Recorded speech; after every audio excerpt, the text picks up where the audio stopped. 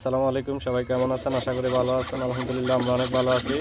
এই যে আমাদের একটা 6 ইঞ্চি ময়লার পাইপ, এই পাইপটা যে কোনোভাবে রাজমিস্ত্রিরা ফাটাই ফেলছে।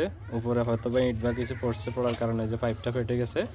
তো আমরা এখন এই পাইপটাকে এই ফুটোটাকে বন্ধ করব। যেহেতু এই পাইপটা দোনো পাশে ব্লক, এই দিক থেকে ওই দিকে একদম পুরো দোনো পাশ ব্লক।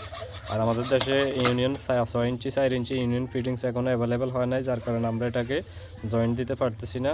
আমরা এই যে একটা পাইপের টুকরা কাটছি, কেটে এখন এটাকে আমরা গাম দিয়ে এখানে লাগিয়ে দিব। লাগিয়ে উপরে ভালোভাবে মশলা লাগিয়ে দিলে এটা একদম অনেক স্ট্রং হবে, আর কোনো প্রবলেম হবে না আশা করি। দেখতে থাকুন। এই যে আমরা ভালোভাবে গাম লাগিয়ে নিচ্ছি পাইপের টুকরাটাতে।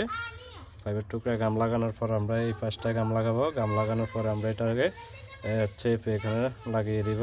তাহলে আমাদের এই সমস্যাটা আশা করি সলভ হয়ে যাবে, আর কোনো প্রবলেম হবে না।